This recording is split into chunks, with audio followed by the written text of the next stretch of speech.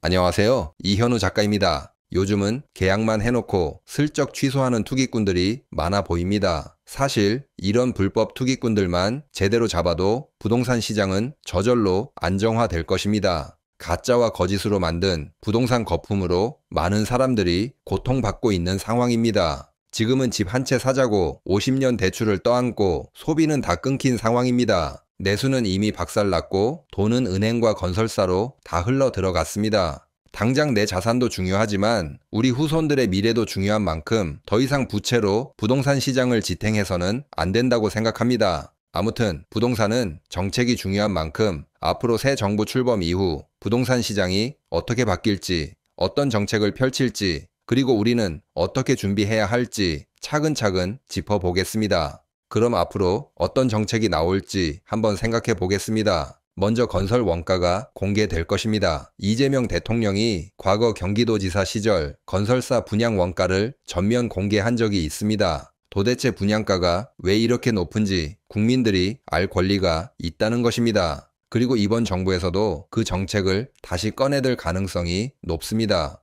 분양가가 공개되면은 부동산 거품은 크게 빠질 가능성이 높습니다. 사실 우리 모두는 분양가 속에 거품이 껴있다는 것을 모두 알고 있습니다. 단지 얼마나 거품이 껴있을지 모를 뿐입니다. 중간에서 뇌물 챙기는 일부 공무원, 아무 일도 안 하고 수수료만 먹는 일부 공무원, 퇴직자, 자재비 인건비 부풀리는 중간에 빼돌리는 건설사들, 이런 비효율과 부조리만 없애도 분양 가격은 대폭 줄어듭니다. 이런 정책은 징벌적인 세금 정책을 시행하지 않고도 부동산 시장 자체를 건드리지 않고도 거품을 뺄 수 있는 좋은 방법입니다. 공급이 부족하다는 핑계 말고 공급 과정에 붙은 기생충부터 떼어내는 게 먼저입니다. 건설 원가를 공개하게 되면은 일부 거품은 확실하게 빠질 것입니다. 그럼 얼마나 거품이 빠지게 될까요? 이재명 대통령이 과거 경기도지사 시절 공공건설공사 원가를 전면 공개한 적이 있습니다. 2019년 당시에 경기도 기준 분양 아파트의 26%가 거품이었다고 분석이 나왔습니다. 분양가에서 최소 26%는 줄일 수 있다는 분석입니다. 그리고 지금은 2019년도와 다르게 분양 가격에 거품이 훨씬 더 많이 생겨났습니다. 분양 가격 거품을 40% 정도는 줄일 수 있다고 생각이 됩니다. 지금 실거주 부동산 매수를 생각 중이신 분이라면은 당장 급하게 부동산을 매수하기보다는 앞으로 정부가 추진할 원가 공개를 기다리는 것이 좋을 것입니다. 원가가 공개되고 원가 속에 숨어있는 거품을 줄여서 공공으로 아파트를 공급할 계획이 분명히 나올 것입니다. 이렇게 되면은 당연히 주변 부동산 시장에 거품도 일부 빠지게 될 것입니다. 이재명 대통령이 과거 시행한 원가 공개만 시행하고 분양 가격만 조정돼도 부동산 시장은 완전히 다른 판이 열릴 수 있습니다. 그리고 앞으로 정책이 나오는 대로 제가 분석해서 전해드리겠습니다. 그리고 지금 부동산 시장에서 거품을 걷어낼 수 있는 또 하나의 방법은 바로 건설사 특혜를 중단하는 겁니다. 지금까지 정부는 건설사들이 PF 부실로 휘청거리면은 돌려막기 해주고 국민들한테 대출 더 받게 만들어서 비싸게 넘겼습니다. 그런데 이번에는 다를 것으로 생각됩니다. 건설사 특혜가 과거 정부와 다르게 확연히 줄어들 것입니다. 그리고 이복현 금융감독원장이 퇴임하면서 새 경제팀은 PF 구조조정 해야 한다 메시지를 남겼습니다. 그동안 할 기회가 분명히 많았지만 안 하다가 뒤에 떠넘기고 도망가는 모습으로 보입니다.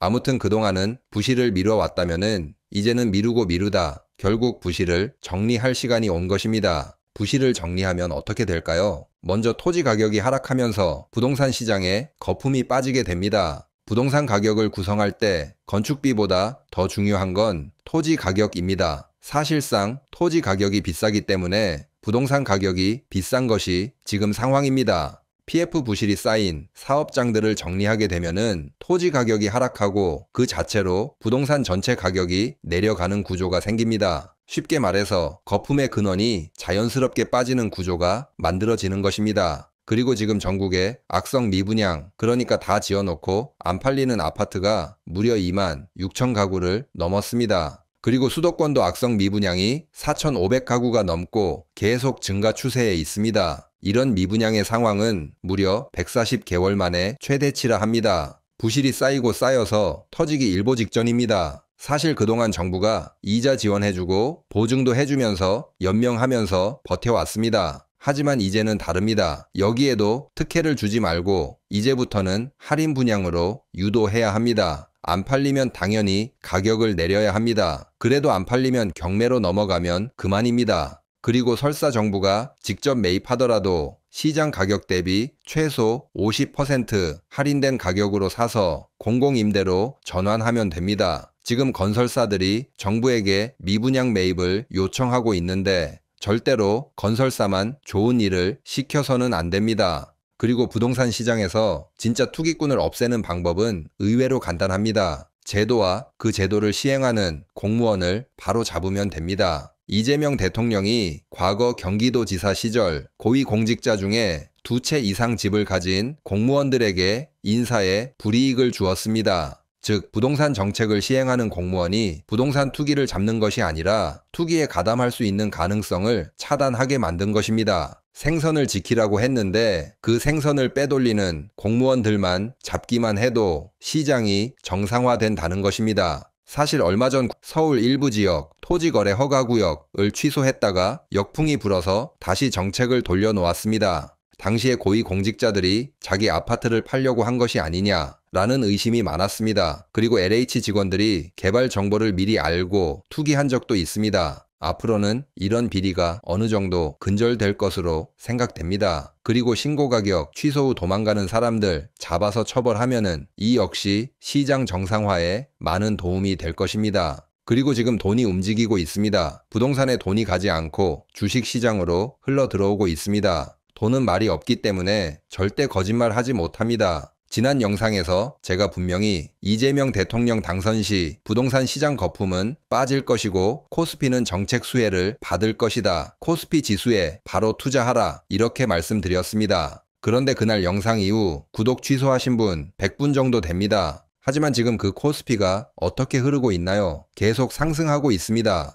부동산에서 벗어난 돈이 이제 새로운 성장 산업, 새로운 기회로 찾아가고 있습니다. 이 새로운 흐름은 이제부터 시작입니다. 아무튼 구독을 하시든 안 하시든 돈 벌 수 있는 기회가 왔으면 그 기회는 잡으라고 말씀드리고 싶습니다. 하지만 제가 이렇게 말하면은 아니 경제는 엉망이라면서 주식은 어떻게 오르냐? 부동산은 망하는데 주식은 오를 수 있나요? 이해할 수 없다. 이렇게 질문하실 수 있습니다. 그 질문의 대답은 간단합니다. 지금 우리나라 경제를 망가뜨리고 있는 것이 바로 부동산이기 때문입니다. 우리나라 경제를 망가뜨리고 있는 부동산 거품을 제거하면은 당연히 우리나라 경제가 좋아지게 되면서 주식 시장도 오르게 되는 것입니다. 부동산이 모든 자원을 빨아들이고 소비를 막고 기업 투자까지 줄어들게 만들고 있습니다. 그런데 이제 그 막힌 혈이 뚫릴 조짐이 보이니까 주식 시장이 먼저 반응하는 겁니다. 주식시장은 실물보다 항상 먼저 움직입니다. 지금 경제 지표가 나쁘다고 주식도 나쁠 거라고 생각하면은 오산입니다. 경제를 선반영하는 시장이 주식시장입니다. 실제로 지금 외국인 투자자들이 최근 3일 사이 대규모 순매수로 돌아섰습니다. 그동안 계속 팔던 외국인들이 매수세로 돌아선 것, 이건 굉장히 의미 있는 변화입니다. 정보력이 우리보다 빠른 외국인들이 먼저 움직였다고 생각하시면 됩니다.